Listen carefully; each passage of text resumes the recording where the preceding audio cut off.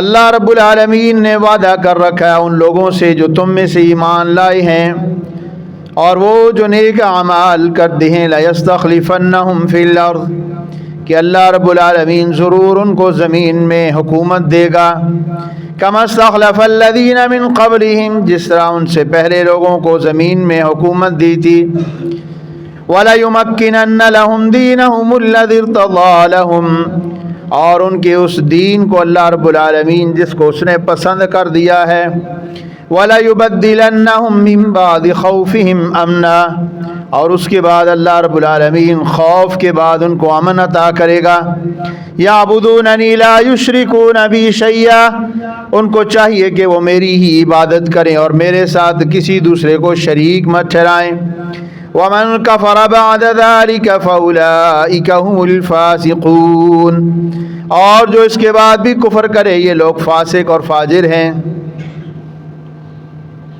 آج کا ہمارا خطبہ جمعہ کا عنوان خلفائے راشدین اور صحابہ کرام رضوان اللہ علیہم اجمعین کی عظمت اور ان کی شان کا ایک عظیم پہلو کہ وہ ایک کامیاب ترین حکمران تھے۔ ان کا طرز حکومت کیا تھا؟ آج ہمارے مقتدر حلقوں کو، قانون نافذ کرنے والے اداروں کو ان سے کیا رہنمائی ملتی ہے؟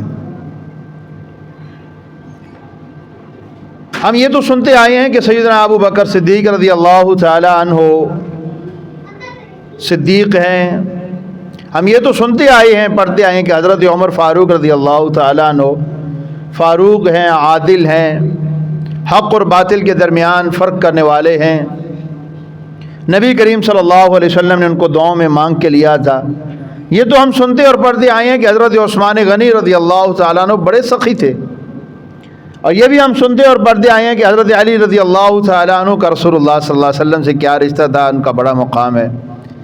اس سے کوئی انکاری نہیں ہے کہ تمام خلفائے راشدین کا ایک اپنا اپنا مقام ہے، اپنا اپنا ان کا ایک درجہ ہے، اور اللہ رب العالمین کے یہ محبوب ہیں، رسول اللہ صلی اللہ علیہ وسلم کے محبوب ہیں۔ لیکن یہ وہ تاریخ کی عظیم ہستیاں ہیں کہ جنہوں نے ایک مثال پیش کی اور ایک مثالی حکمران تھے۔ کیوں کہ یہ اس عظیم ہستی کے شاگرد تھے کہ جو ایک مثالی قائد اور مثالی کمانڈر ان چیف اور ایک مثالی آرمی چیف، مثالی حکمران، مثالی قاضی، مثالی رسول اللہ صلی اللہ علیہ وسلم اس سے مراد ہیں کہ ان کے یہ شاگرد تھے، اور آپ صلی اللہ علیہ وسلم نے ان کی کمال تربیت قرآن کے مطابق کر رکھی تھی۔ آج ہمارے بھی حکمران، ہمارے بھی عوام مختلف قسم کے مسائل کا شکار ہیں، کبھی کوئی مسئلہ، کبھی امن و امان کا مسئلہ، کبھی بدعتیوں کا مسئلہ، کبھی مشرکوں کا مسئلہ، کہیں پہ پولیس کے عوام کے ساتھ مسائل ہیں، کبھی عوام کو پولیس سے شکایات ہیں، ایک سے بڑھ کر ایک روز کوئی نہ کوئی نیا مسئلہ کھڑا ہو جاتا ہے، عوام پریشان ہے، اور عوام ہیں ہم پریشان بھی ہیں۔ کوئی بھی آگے الیکشن آتا ہے، الیکشن میں ایک جماعت کہتی ہے ہمیں ووٹ دو، ہم تمہیں دلدل سے نکالیں گے، عوام اس کو چھوڑ کر دوسری کو ووٹ دیتی ہے۔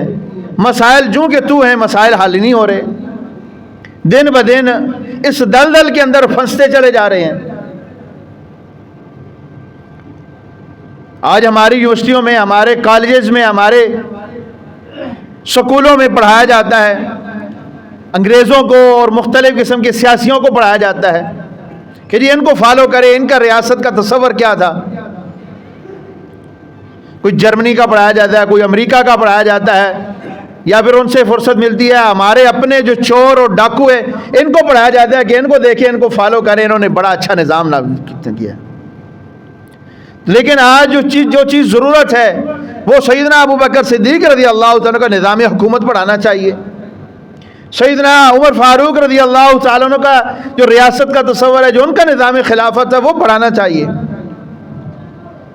شان کا کوئی بھی منکر نہیں ہے، شان بیان کرے، جو ان کی شان نہیں بیان کرتا وہ بھی غلطی پر ہے، جو ان کی شان کا منکر ہے وہ بھی غلطی پر ہے۔ لیکن شان بیان کریں، شوق سے کریں، لیکن اس سے تھوڑا سا آگے نکلیں، آگے چلیں۔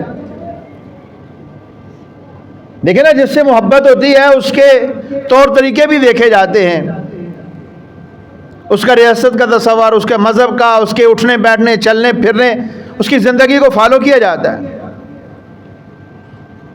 تو آئیے ہم دیکھتے ہیں کہ حضرت ابو بکر صدیق، حضرت عمر فاروق، حضرت عثمان غنی، حضرت علی رضی اللہ تعالیٰ عنہ، یہ بھی ایک کامیاب ترین حکمران تھے تاریخ کے۔ ان کے دور کے اندر بھی فتنے کھڑے ہوئے، ان کے دور کے اندر بھی مسائل تھے، اسلامی مسائل بھی تھے، معاشرتی مسائل بھی تھے، عوامی مسائل بھی تھے۔ تو انہوں نے ان مسائل کو کیسے ختم کیا؟ رسول اللہ صلی اللہ علیہ وسلم جب اس دنیا سے گئے تو امت مسلمہ نے متفقہ طور پر سیدنا ابو بکر صدیق رضی اللہ تعالیٰ عنہ کو، صحابہ کرام نے سیدنا ابو بکر صدیق کو خلیفہ منتخب کیا۔ سیدنا ابو بکر صدیق خلیفہ منتخب ہوئے، ایک نہیں 6 بڑے مسئلے کھڑے ہو گئے، 6 بڑے فتنے ان کے خلاف کھڑے ہو گئے، اور سیدنا ابو بکر صدیق رضی اللہ تعالیٰ عنہ نے 6 کے 6 مسئلے ان 2.5 سال کی حکومت کے اندر، دور کے اندر 2.5 سال کا جو دور حکومت ہے اس میں 6 کے 6 مسئلے ختم کیے، اور اس میں ایسی کامیابی حاصل کی کہ اس سے مزید ریاست مدینہ مضبوط ہوئی، اسلامی حکومت مزید مضبوط ہوئی۔ لوگ حضرت ابو بکر صدیق کو داد دیے بغیر نہ رہ سکے، رہتی دنیا تک کے لیے مثال بنا گئے۔ سب سے پہلے جو فتنہ کھڑا ہوا وہ منکرین زکوٰۃ کا تھا۔ کچھ قبائل نے، بدوی قبائل نے اعلان کر دیا کہ ہم زکوٰۃ نہیں دیں گے، یہ ایک ٹیکس ہے، ہم یہ ٹیکس نہیں دینے والے۔ سیدنا ابو بکر صدیق رضی اللہ تعالیٰ عنہ نے کہا کہ دیکھو، جو رسول اللہ صلی اللہ علیہ وسلم کے زمانے میں اونٹ کی ایک رسی بھی زکوٰۃ دیتا تھا، اگر نہیں دے گا ابو بکر اس کے خلاف اعلان جنگ کرتا ہے، ابو بکر اس سے لڑے گا۔ اور یہ سیدنا ابو بکر صدیق رضی اللہ تعالیٰ عنہ کا اپنا خالص اجتہادی ایک ان کا فیصلہ تھا، اور وہ فیصلہ کس بنیاد پہ تھا؟ رسول اللہ صلی اللہ علیہ وسلم کے فرمان کے مطابق تھا۔ آپ صلی اللہ علیہ وسلم کی حدیث ہے صحیح البخاری اور صحیح مسلم کے اندر، آپ صلی اللہ علیہ وسلم فرمایا امرت ان اقاتل الناس حتى يشهدوا ان لا الہ الا اللہ وان محمد رسول اللہ واقام الصلاۃ وایتاء الزکوٰۃ۔ فرمایا مجھے حکم دیا گیا کہ میں لوگوں سے لڑوں اس وقت تک جب تک کہ وہ شہادتین کا اقرار نہیں کر لیتے، نماز کی ادائیگی نہیں کرتے، زکوٰۃ نہیں دیتے۔ فَإِذَا فَعَلُوا، فرمایا اگر وہ ایسا کر لیں تو ان لوگوں نے مجھ سے اپنے مال اور جانیں محفوظ کر لیں، باقی ان کا دل کا معاملہ وہ اللہ کے سپرد ہے۔ تو سیدنا ابو بکر صدیق نے اعلان کیا کہ میں جنگ کروں گا ان سے، اور صحابہ کرام نے اس میں آپ کا ساتھ دیا۔ تمام صحابہ نے کہا کہ بالکل ہم آپ کے ساتھ ہیں جی، اور اس فتنے کو حضرت ابو بکر صدیق نے بڑی جلدی دبایا۔ دوسرا فتنہ کھڑا ہوا جھوٹے مدعیان نبوت، انہوں نے اعلان کر دیا، جیسے مسلمہ کذاب کھڑا ہو گیا، اس نے کہا نعوذ باللہ میں محمد صلی اللہ علیہ وسلم کے بعد میں نبی ہوں۔ یہ ظالم، یہ کذاب، یہ پہلے رسول اللہ صلی اللہ علیہ وسلم کے زمانے میں بھی اس نے آپ صلی اللہ علیہ وسلم کو خط لکھا تھا، بڑا امیر ترین تھا اپنے علاقے کا، ایک چودھری تھا، اس نے کہا معاملہ ایسے ہے کہ دونوں مل کر کرتے ہیں، نبوت آدھی آدھی کر لیتے ہیں، آدھے علاقہ تم رکھ لو، آدھا مجھے دے دو، مجھے اپنا نائب بنا دو، میں آپ کی معاونت کروں گا۔ آپ صلی اللہ علیہ وسلم فرمایا خبیث ظالم انسان، یہ کوئی کسبی چیز تو ہے نہیں کہ میں تجھے دے دوں، یہ تو اللہ تعالیٰ کی طرف سے عطا شدہ ایک ذمہ داری ہے۔ بعد میں سے اعلان کر دیا، جب اس نے اعلان کیا نبوت کا، حضرت ابو بکر صدیق رضی اللہ تعالیٰ عنہ نے اس کے خلاف لشکر کشی کی۔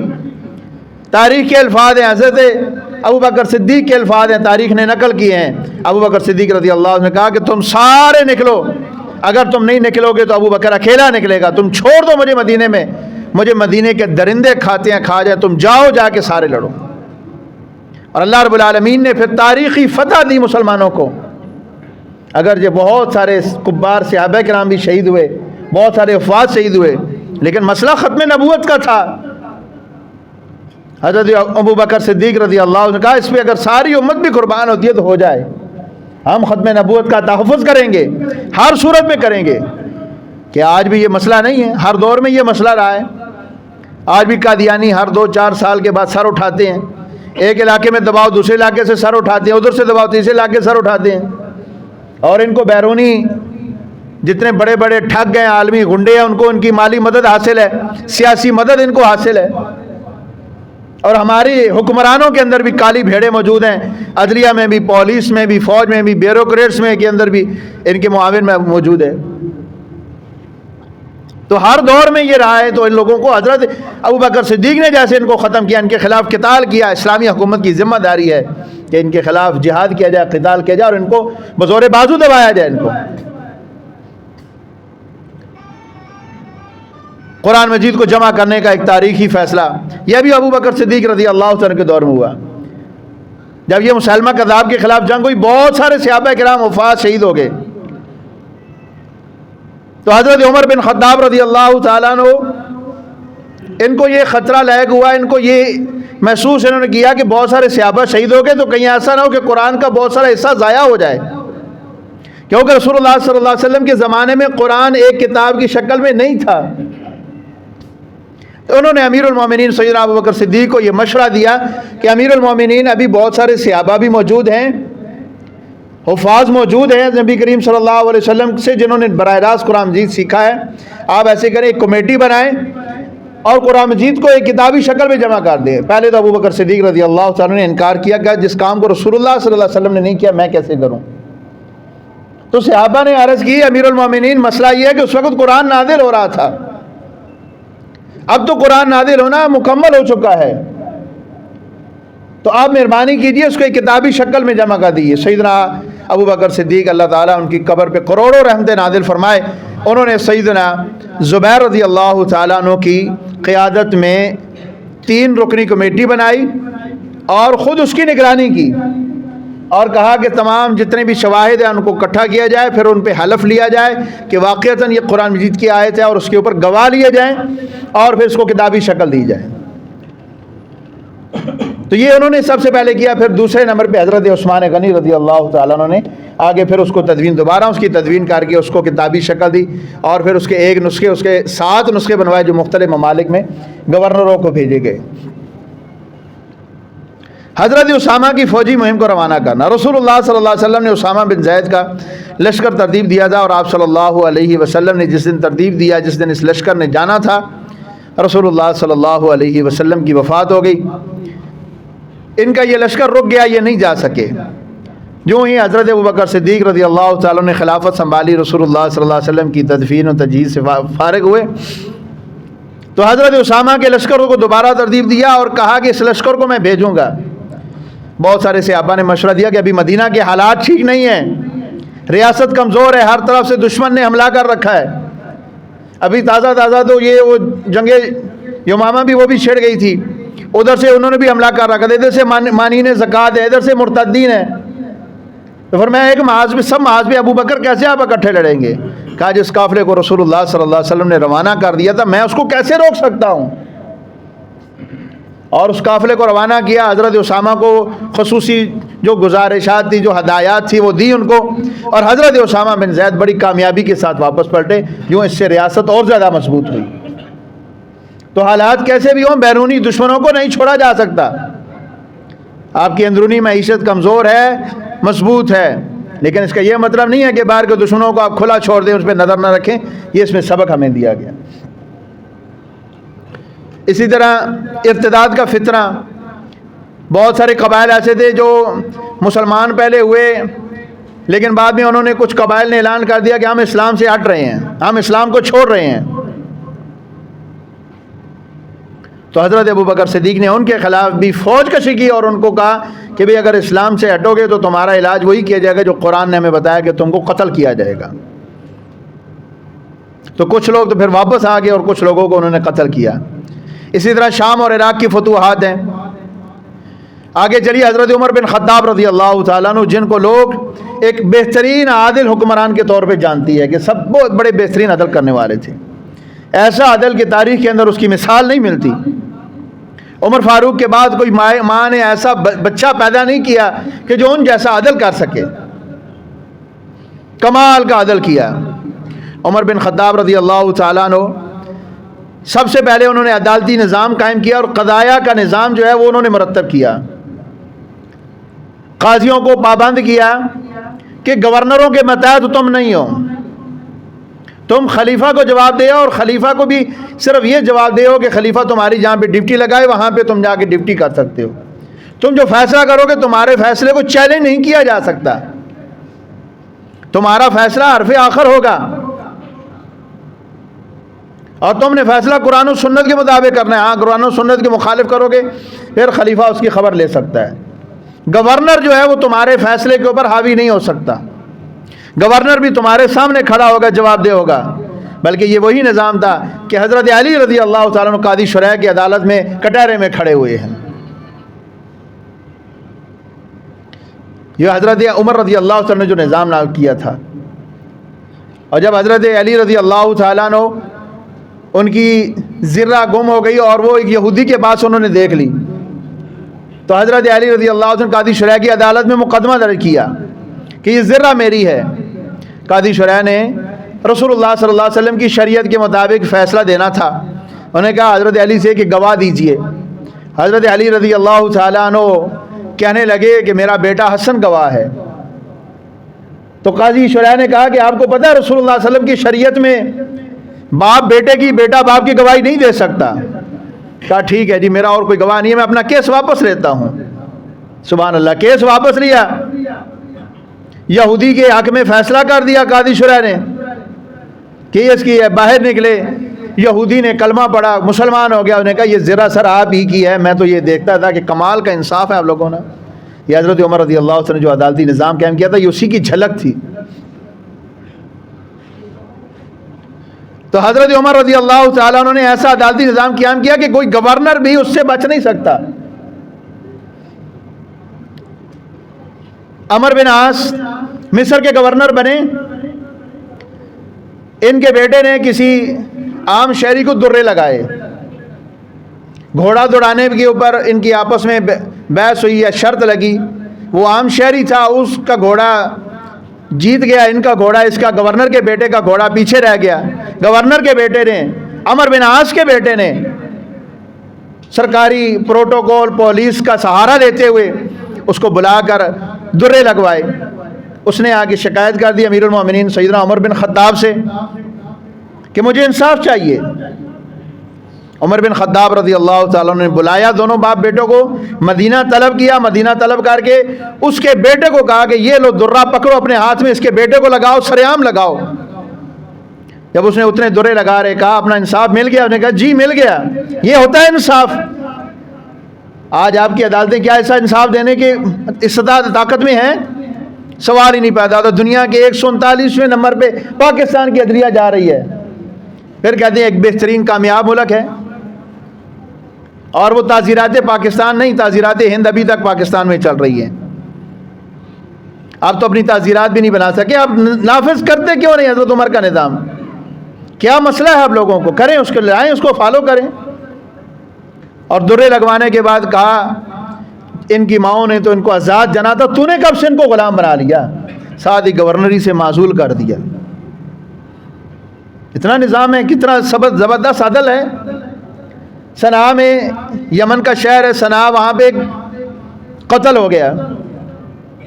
ابو موسیٰ اشعری رضی اللہ تعالیٰ عنہ گورنر ہیں, تحقیق کر رہے ہیں لیکن قاتل نہیں سامنے آ رہا, قاتل نہیں سمجھ آ رہی.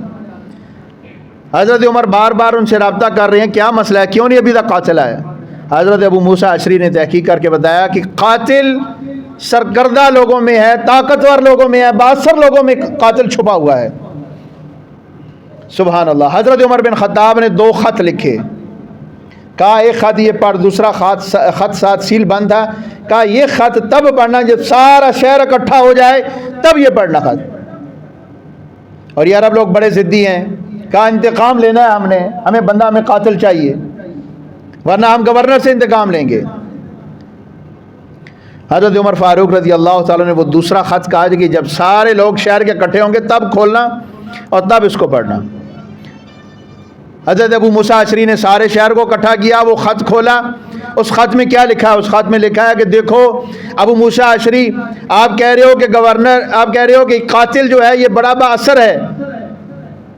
دیکھو اگر میں آ گیا تو مجھے یہ پتہ چل گیا کہ پورا شہر اس کے قتل میں ملوث ہے, میں پورے شہر کو قصاص میں قتل کر دوں گا. اتنی بات کرنی تھی وہ جو قاتل تھا وہ باہر نکلا، اس نے کہا جی پورے شہر کو نہ قتل کیجئے، پورے محلے کو، پوری بستی کو نہ قتل کیجئے، یہ قتل میں نے کیا ہے، میرا کوئی معاون نہیں، میں نے خود قتل کیا ہے۔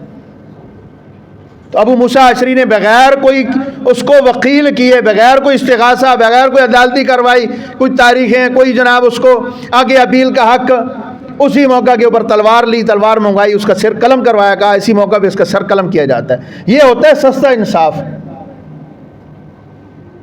یہاں پہ سیشن کورٹ سے بچا، پھر جناب اوپر ہائی کورٹ میں گیا، ہائی کورٹ سے بچا، پھر سپریم کورٹ میں گیا، سپریم کورٹ سے بچا، صدر صاحب نے معافی کی سائن کر دی، ٹھیک ہے جاؤ سیاسی معافی پہ، سیاسی معاملے پہ ہو رہی ہیں معافیاں، ہو رہی ہیں سیاسی معاملے میں۔ تو یہ عدل انصاف آج دنیا سے، پاکستان سے تو ہے ہی نہیں، ختم ہو چکا ہے۔ تو یہ نظام نافذ کرنے کی ضرورت ہے۔ عمر فاروق رضی اللہ تعالیٰ عنہ کا بیت المال کا سرکاری نظام قائم کیا، کہا لوگوں کا جتنا بھی مال جتنا بھی ہوگا جو کو سرکار سارا بیت المال میں ہوگا، بیت المال سے ان کے وظائف جاری ہوں گے۔ اور پھر مجاہدین کے لیے وظیفہ لگایا، جس کو آپ آج کے دور میں فوج کہہ لیں، فوج کو باقاعدہ ایک نظام بنایا، ترتیب دیا، اور ان کے سرکاری خزانے سے ان کے وظائف جاری کیے، ازواج مطہرات کے وظیفے جاری کیے، اہل بیت کے وظیفے جاری کیے۔ اور حضرت عمر رضی اللہ تعالیٰ عنہ سب سے پہلے وہ ہیں کہ جنہوں نے عام لوگوں کے وظیفے کے مقابلے میں اہل بیت کا وظیفہ دگنا کیا۔ عبداللہ بن عمر رضی اللہ تعالیٰ عنہ کہتے ہیں میں نے کہا کہ آپ نے احد اور بدر والوں کے وظیفے جاری کر دیے، جبکہ حسن اور حسین کا بھی جاری کر دیا۔ یہ حسن اور حسین تو بدر میں تھے نہیں، کہا وہ بدر میں نہیں تھے لیکن اہل بیت میں تو شامل ہے، ان کا والد تو تھا۔ یہ وظائف جاری کیے ان لوگوں کے، اور بیت المال کے نظام کو ایسا زبردست رکھا، سرکاری نظام کو ایسا زبردست رکھا کہ یہ نہیں کہ خلیفہ کا اس کے اوپر مکمل کنٹرول ہے، نہیں، بلکہ اگر خود احتسابی کا عمل حضرت عمر فاروق رضی اللہ تعالیٰ نے متعارف کروایا ہے کہ حضرت عمر فاروق رضی اللہ تعالیٰ عنہ ممبر پہ چڑھے خطبہ دینے کے لیے، خطبہ جمعہ کے لیے۔ ایک شخص کھڑا ہو گیا، اس نے کہا امیر المومنین ذرا پہلے نیچے اتریے اور ہمیں یہ اپنی قمیص پہنی ہے، اس قمیص کا حساب دیجیے۔ امیر المومنین دوسری بات نہیں کی، کہا ٹھیک ہے۔ اپنے بیٹے عبداللہ بن عمر کو کہا بیٹا کھڑا ہو، ذرا بتا یہ میں نے قمیص کیسے بنائی ہے۔ اس بندے نے اعتراض یہ کیا کہ تمام جتنے بھی مسلمان تھے، تمام شہری، سب کو ایک ایک چادر ملی ہے، اور آپ کا قد لمبا ہے، ہماری تو ایک چادر میں قمیص نہیں بنتی، آپ کی ایک چادر میں کیسے قمیص بن گئی؟ وہ عمر کے جو تاریخ کا حکمران ہے، 11 لاکھ مربع میل کا حکمران ہے، لیکن چادر کے اوپر، تہ بند کے اوپر 25 کے قریب پیون لگے ہوئے ہیں۔ وہ قمیص ایک ہی دفعہ زندگی میں وہ بنوائی ہے، اور اس کا بھی جب حساب اس کے بعد زندگی میں کبھی خیال ہی نہیں کیا، کیسے جیسے پرانی قمیض ہے بس ٹھیک ہے۔ اور وہ بھی عبداللہ بن عمر نے صفائی دی کہ میری جو چادر تھی میں نے اپنے حصے کی چادر بابا کو دے دی، بابا نے وہ مل کے اور اپنی چادر ملا کے قمیص بنوائی ہے، بیت المال سے نہیں لیا۔ تو رسول اللہ صلی اللہ علیہ وسلم نے ان کی کمال تربیت کی، ان لوگوں نے کیسا زبردست بیت المال کے اوپر، یہ نہیں ہے کہ ذاتی تصرف تھا بھی ٹھیک ہے جیسا دل کرے۔ اور یہی وہ تربیت تھی جو حضرت علی رضی اللہ تعالیٰ عنہ کی تھی۔ حضرت علی جب بیت المال، جب وہ خلیفہ بنے تو انہوں نے بیت المال میں مزید سختی کر دی۔ سب سے پہلے اہل بیت کے وظیفوں میں کٹوتی کی حضرت علی رضی اللہ تعالیٰ عنہ نے۔ وہ جو وظیفے ایکسٹرا جاری کیے تھے حضرت عمر نے اہل بیت کے اعزاز کے طور پر، تو حضرت علی رضی اللہ تعالیٰ نے حضرت حسن اور حسین کے اور دیگر اپنے جو ان کے بیٹیاں بیٹے تھے، ان کے جو اپنی بیٹیاں تھیں، ان کے سب کے جو وظیفے تھے ان میں سے کٹوتی کی۔ تو حضرت حسن نے کہا کہ بابا جو وظیفے شروع سے چل رہے ہیں آپ نے کیوں کٹوتی کی ہے؟ کہا بیٹا یہ علی کا نہ مال ہے نہ علی کے باپ کا مال ہے، یہ مال مسلمانوں کا ہے، اس پہ علی کا کوئی حق نہیں ہے۔ یہ تھی تربیت۔ اور حضرت عمر رضی اللہ تعالیٰ عنہ گورنروں کا احتساب کیسے کرتے تھے؟ جب کسی گورنر کو کسی گورنر کی تقرر نہیں کرتے، اس کو کہتے ذرا اپنی فہرست دے، اپنا جتنا تیرے اثاثہ جات ہے اس کی فہرست مجھے جمع کروا۔ اور جب اس کو معزول کر دے یا اس کو کسی دوسری جگہ پہ بھیجتے، کہتے اس کی فہرست دوبارہ دے مجھے۔ اگر اس سے ایک کوڑی بھی، ایک دینار بھی زیادہ ہوتا، زمین زیادہ ہوتی، اس کو ضبط کر کے بیت المال کے اندر جمع کر لیتے، اور اس گورنر کو اسی طرح معزول کر دیتے ہمیشہ کے لیے۔ اور آج کیا ہوتا ہے؟ قرضہ لے کے الیکشن لڑتے ہیں اور بعد میں اربوں خربوں کے جناب مالک نکلتے ہیں اور بعد میں جا کے پاکستان سے باہر جا کے لندن اور جزیروں میں جا کے پلاٹ خرید رہے ہیں اور عوام بھوک سے مر رہی ہے. پھر کہتے ہیں انصاف. کیا پاکستان میں انصاف ہے؟ کوئی بھی تنظیم اس پوزیشن میں اس وقت نہیں ہے کہ جو انصاف دے سکے، کیونکہ پورا نظام ہمارا بگڑا ہوا ہے. تو حضرت عمر رضی اللہ تعالیٰ عنہ جب ان کے دور کے اندر قحط سالی پڑی سن 18 ہجری میں، اتنی قحط سالی پڑی کہ بھوک نے ڈیرے ڈال دیے. حضرت عمر رضی اللہ تعالیٰ عنہ، اسی طرح سیدنا ابو بکر صدیق، حضرت عثمان، حضرت علی، یہ چاروں خلفائے راشدین، میرا آج انہی کے اوپر صرف بس بات کروں گا، ٹائم کم ہے. یہ چاروں خلفائے راشدین سوکھی روٹی کھانے کے عادی تھے اور زیتون کا تیل استعمال کرتے تھے، زیادہ سے زیادہ اتنا کرتے، یا دودھ بکریوں کا تھوڑا سا لے لیتے بس. تو حضرت عمر رضی اللہ تعالیٰ نے وہ بھی کھانا بہت کم کر دیا جب قحط پڑا، اور ساری رات جاگ جاگ کے لوگوں کے دروازے کے ساتھ، دیواروں کے ساتھ کان لگا کے دیکھے کوئی بھوکا تو نہیں سو گیا، لوگوں کی خبر گیری کرتے، اور پھر بیت المال سے اپنے کندھے کے اوپر اٹھا کر غلہ ان کے گھروں تک پہنچا رہے ہیں اور کہہ رہے ہیں کہ عمر کو کیسے نیند آئے جب ان کے لوگ بھوکے ہوں، عمر کو کیسے نیند آئے جب عوام بھوکی ہو.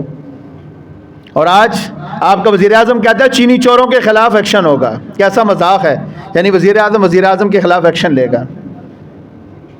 بھئی ساری چینی کی ملی ان کی اپنی ہے ظالموں کی، اور 70 سال سے ہم جناب چینی کے بعد میں چینی چور پکڑو، چینی چور پکڑو. ٹھیک ہے، وہ خود تو تم چینی چور ہو، اور ابھی کہہ رہے ہیں کہ دبئی سے امپورٹ کریں گے. دبئی میں تو گنڈیری بھی نہیں ہوتی، گنا بھی نہیں ہوتا، اور وہاں سے دبئی سے چینی امپورٹ کر رہے ہیں. کیسا عوام کے ساتھ مذاق ہے؟ رسول اللہ صلی اللہ علیہ وسلم نے فرمایا تھا 3 بندے ایسے ہیں قیامت کے دن اللہ رب العالمین ان کو کبھی معاف نہیں کرے گا، نظر رحمت سے نہیں دیکھے گا، سخت ترین عذاب دیا جائے گا. ان میں ایک وہ جھوٹا حکمران ہے جو اپنی رعایا کے ساتھ جھوٹ بولتا ہے. کیا یہ جھوٹ نہیں ہے؟ تاریخ کا بدترین مذاق نہیں ہے عوام کے ساتھ؟ اور عوام ہے کہ ہماری پھر جناب انہی کی چوری چکنی باتوں میں آ جاتی ہے. جب الیکشن آتے ہیں یہ چہرے بدل کے آ جاتے ہیں، یہ پارٹیاں بدل کے آ جاتے ہیں، پھر انہی کو ووٹ دے دیتے ہیں. اور بعد میں پھر جب یہ پھر چوریاں ڈکیتیاں کرتے ہیں، پھر کہتے ہیں مولوی صاحب دعا کرو ذرا کہ حالات ٹھیک نہیں ہے، حالات ٹھیک ہو جائیں. اب مولوی صاحب کیا کرے بیچارہ؟ ووٹ تو آپ لوگوں نے خود دیے ہوئے، خود ان لوگوں کو آپ نے سلیکٹ کیا ہوا، اب مولوی صاحب اس میں کیا کریں؟ تو جب تک ہم خود نہیں درست ہوں گے اس وقت تک یہ نظام نہیں بدلے گا. ہم خود ان کے خلاف کھڑے نہیں ہوں گے تو ہم نظام کو نہیں بدل سکتے. ان اللہ لا یغیر ما بقوم حتی یغیروا ما بانفسہم. خدا نے آج تک اس قوم کی حالت نہیں بدلی، نہ ہو جس کو خیال آپ اپنی حالت کے بدلنے کا. تو یہ حضرت عمر رضی اللہ تعالیٰ نے انتظامی صوبہ جات کا قیام بھی کیا.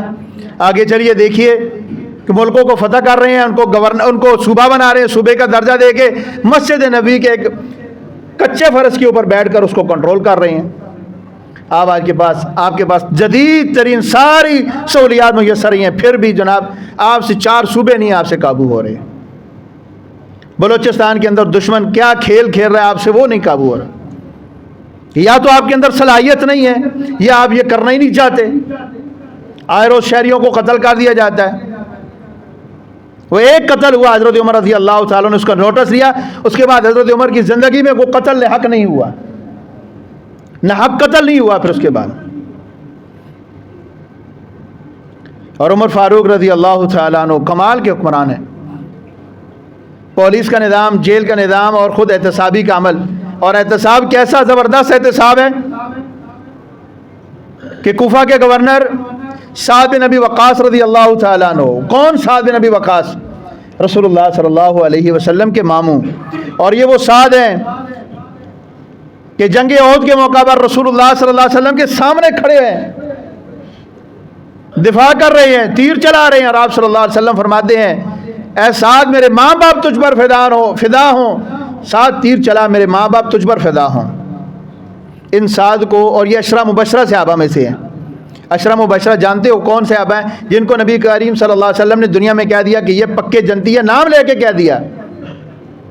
سعد بن ابی وقاص کو کوفے کا گورنر مقرر کیا. کوفیوں کو عادت تھی شکایات لگانے کی، ذرا سی بات کے اوپر فضول قسم کی شکایات لگا دی. حضرت عمر رضی اللہ تعالیٰ عنہ کے پاس لے کے آئے، کہتے ہیں نماز صحیح نہیں پڑھتا. استغفر اللہ، کون نماز صحیح نہیں پڑھتا؟ عشرہ مبشرہ سے ابھی جنتی نماز نہیں صحیح پڑھتا، جس کو نماز نہیں پڑھنے آتی، لیٹ اٹھتا ہے، اور بھی بہت سارے الزامات لگے. حضرت عمر رضی اللہ عنہ ہر مسجد میں جا کے، خود کوفہ میں جا کے تحقیق کی، سارے الزامات جھوٹے نکلے۔ اس کے باوجود حضرت عمر بن خطاب رضی اللہ تعالیٰ نے سعد کو کہا کہ سعد آپ سچے ہیں، آپ کے خلاف جتنے الزامات ہیں سب جھوٹے ہیں، لیکن لوگوں کا آپ پر اعتماد نہیں رہا، لہذا اس وجہ سے میں آپ کو عہدے سے برطرف کر رہا ہوں۔ یہ تھا گڈ گورننس، یہ بہترین نظام ایک تھا ملک کا چلایا حضرت عمر رضی اللہ تعالیٰ نے۔ یہاں پہ کرپشن کے الزامات بھی ہیں، عدالتی سزا یافتہ ہیں، جب حکومت میں آتے ہیں جی کہ ابھی فائل اس کی بند کر دو کیونکہ ابھی یہ صاحب صدر بن گئے ہیں، ابھی اس کی فائل کلوز کر دو، جو اس صدارت کی کرسی سے اتریں گے دوبارہ فائل پھر کھل جائے گی۔ بھائی یوں ہی ڈرامہ چل رہا ہے۔ پھر آپ کہتے ہیں ہمارے ملک میں امن نہیں آتا، محض دعاؤں سے کام نہیں چلتا یہاں پہ۔ مجھے اس دن یہ کہہ رہے تھے ہمارے ایک بزرگ ہیں، کہتے ہیں پاکستان میں 80 لاکھ علماء اور 80 لاکھ یہودی ہیں، یہ تمہاری دعاؤں سے تو کبھی کوئی فرق نہیں پڑا، کیا تم دعاؤں کرو گے؟ میں نے کہا مسئلہ تو یہ ہے اصل میں کہ بھی ہمارے پورا ملک کا نظام ہی بگڑا ہوا ہے نا، یہاں پہ محض دعاؤں سے کیا کریں گے؟ ہماری عوام بھی اس طرح کی ہے، ہم بھی اس طرح فیصلے کرنے کو تیار ہی نہیں، ہمیں چاہیے نہیں انصاف۔ اور جو غریب بندہ ہے جس کو چاہیے اس کے بس میں کچھ ہے ہی نہیں، اور جو تھوڑا سا اقتدار میں آتا ہے جس کے پاس پیسہ ہے وہ چاہتا ہی نہیں ہے۔ آج کہتے ہیں چوروں کو درے لگائیں، ہم تو کہتے ہیں لگاؤ، لیکن سب سے پہلے جس چور کو درے لگیں گے وہ یہ خود حکمران ہوں گے، جس چور کے ہاتھ کاٹے جائیں گے وہ سب سے پہلے یہ ہمارے حکمران ہوں گے اگر یہ اس کو نافذ کیا جائے تو۔ اور پھر حضرت عمر رضی اللہ تعالیٰ عنہ نے، یہی تربیت تھی حضرت عمر کی بعد میں حضرت عثمان غنی رضی اللہ تعالیٰ عنہ نے بھی اسی نظام کو آگے چلایا، اور حضرت علی رضی اللہ تعالیٰ عنہ نے بھی اسی کو آگے چلایا۔ حضرت علی رضی اللہ تعالیٰ عنہ نے، جیسے میں نے پہلے عرض کیا، ضمناً عرض کیا ہے کہ بیت المال کے اندر مزید انہوں نے سختی کی کہ تمام جتنے بھی عربی، عجمی، ہاشمی، افریقی جتنے بھی لوگ تھے جن جن کا وظیفہ بنتا تھا سب کا برابر کا وظیفہ کیا، اور کہا کہ کسی کو بھی کوئی حق نہیں ہے اس کے اندر۔ اپنے بیٹوں کو بھی کہہ دیا کہ کہا یہ تمہارے باپ کا مال نہیں ہے کہ جیسے چاہو گے اس کے اوپر عمل، اس کو خرچ کرو گے۔ اور حضرت علی رضی اللہ تعالیٰ عنہ، اب کھانے کی اگر ان کے دیکھا جائے تو جیسے میں نے پہلے عرض کیا، حضرت ابوبکر، حضرت عمر، حضرت عثمان، حضرت علی، سرکاری خزانے سے انہوں نے کچھ بھی نہیں لیا۔ حضرت ابوبکر صدیق رضی اللہ تعالیٰ نے اپنا وظیفہ، حضرت عمر رضی اللہ تعالیٰ صحابہ نے ان کا وظیفہ مقرر کیا جب انہوں نے خلافت سنبھالی۔ یہ کپڑے کا کاروبار کرتے تھے، پہلا یا دوسرا دن تھا اور کپڑا اٹھائے بازار کی طرف جا رہے، حضرت عمر رضی اللہ تعالیٰ عنہ مل گئے۔ حضرت عمر نے کہا امیر المومنین کہاں ارادہ ہے؟ کہا اپنے پیٹ کے لیے، بچوں کے لیے کچھ تھوڑا سا جا کے کاروبار کرتا ہوں۔ کہا امیر المومنین اس کو ابھی چھوڑ دیجئے، امت کی باغ دوڑ آپ نے سنبھالی، امت کے مسائل بہت زیادہ ہیں، اس کو چھوڑ دیجئے۔ کہا عمر پھر میں اپنے گھر کا نظام کیسے چلاؤں گا؟ کہا صحابہ سے مشورہ کرتے ہیں۔ صحابہ سے مشورہ کیا، صحابہ نے کہا کہ ایسے کرے بیت المال میں سے تھوڑا سا ان کا وظیفہ مقرر کر دیں۔ سبحان اللہ۔ حضرت ابوبکر صدیق نے کیا کہا؟ کہا جتنا ایک غریب آدمی، ایک مزدور آدمی دن کو جو مزدوری کرتا ہے، جتنا اس کا وظیفہ ہوگا اتنا امیر المومنین میرا اتنا وظیفہ ہوگا۔ انہوں نے کہا جی اگر آپ کا اس میں نظام نہ چلا تو، انہوں نے کہا پھر جو غریب کی جو دیہاڑی ہے میں اس کو بڑھا دوں گا۔ آج دیکھ لیں ایک غریب آدمی 1000-1200 روپے ایک مزدور آدمی بیچارہ کماتا ہے، وہ بھی اس کے کبھی دیہاڑ لگی کبھی نہ لگی۔ اور آپ کے ایک ایم این اے کی ماہانہ آمدن کتنی ہے؟ ماہانہ اس کی تنخواہ ہے وہ تقریباً 4 سے 5 لاکھ روپے ہے، جو اس کی سرکاری تنخواہ ہے، جو اس کے اوپر مراعات ہیں وہ ایکسٹرا ہیں۔ اور یہ آئی ایم ایف جس کو آئی دن ہمیں جو سنایا جاتا ہے، آئی ایم ایف اجازت نہیں دیتی، آئی ایم ایف کی اجازت تو نہیں دیتی کہ بجلی کے بل سستے کیے جائیں، لیکن اس کی اجازت دے دیتی ہے کہ یہ بڑے بڑے جتنے یہ فنکار ہیں ان کو، حرامزادے جتنے بھی ہیں ان کو جناب لینڈ کروزریں دے دو، ان کی تنخواہ بڑھا دو۔ 6-6 لاکھ روپے ان کی تنخواہیں کر دی ہیں، اس کے لیے آئی ایم ایف نہیں ان کو منع کرتی۔ غریب عوام کی باری آتی ہے، ارے آئی ایم ایف اجازت نہیں دیتی، کیا کریں؟ آج دن ان کی کٹوتی کی جاتی ہے۔ ابوبکر صدیق رضی اللہ تعالیٰ کو یہ وظیفہ تھوڑا سا جاری کیا گیا۔ مہینے کے بعد اپنے گھر میں، بات سنیے گا، مہینے کے بعد اپنے گھر میں ایک دن ایسے کھانا گھر میں ہی کھاتے تھے، ایک دن بیٹھے تو زوجہ محترمہ نے حلوہ بنا کے دے دیا۔ کہا یہ کہاں سے آ گیا؟ کسی نے تحفہ بھیجا؟ کہا تحفہ نہیں بھیجا، آپ کی وہ جو آمدن ہے اس میں سے تھوڑا تھوڑا میں کم کرتی رہی ہوں، بچاتی رہی ہوں، بچا کے تو میں نے یہ آپ کے لیے دیسی گھی کا ایک حلوہ تیار کیا، زبردست قسم کا کھجور کا اور پنیر کا حلوہ تیار کیا۔ اسی ٹائم بیت المال کا جو انچارج تھا اس کو بلایا، اس کو کہا یہ میرا وظیفہ کم کر دے۔ کہا کتنا کر دوں؟ کہا نصف کر دے۔ آج ابو بکر کی بیگم حلوے کھانے لگ پڑی ہے، میری عوام بھوک سے مار رہی ہے اور میری بیگم حلوے کھا رہی ہے. کیا آج یہ تفریق نہیں ہے ہمارے حکمرانوں میں اور ہمارے عوام میں؟ یہ تفریق ہے کہ نہیں ہے؟ جب قحط آیا تھا حضرت عمر رضی اللہ تعالیٰ عنہ کے دور میں، حضرت عمر نے تو کھانا بھی چھوڑ دیا تھا، گوشت بھی کھانا چھوڑ دیا. گوشت ویسے ہی بہت کم کھاتے تھے لیکن بالکل چھوڑ دیا. حضرت علی رضی اللہ تعالیٰ عنہ سوکھی روٹی کھاتے تھے، کپڑے بھی پرانے پہنتے، پوچھتے کہ یہ کیا ہے؟ کہتے ہیں نہیں جناب ہماری عوام بھی ایسے کھاتی ہے، ہم عوام جیسے کھا رہی ہیں ہم بھی ویسے کھائیں. اور دنیا کے ساتھ محبت تو تھی نہیں. حضرت علی رضی اللہ تعالیٰ عنہ کہتے تھے، مشہور ان کا قول ہے کہ دنیا مردار ہے اور اس کے چاہنے والے کتے ہیں. یہ حضرت علی رضی اللہ تعالیٰ عنہ کا مشہور قول ہے. تو اللہ تعالیٰ سے دعا ہے کہ اللہ رب العالمین ہمیں اور ہمارے حکمرانوں کو، ہمارے سیاستدانوں کو، ہمارے علماء کو خلفائے راشدین کی سیرت پر کما حق عمل کرنے کی توفیق دے. ھذا ما عندی واللہ اعلم بالصواب.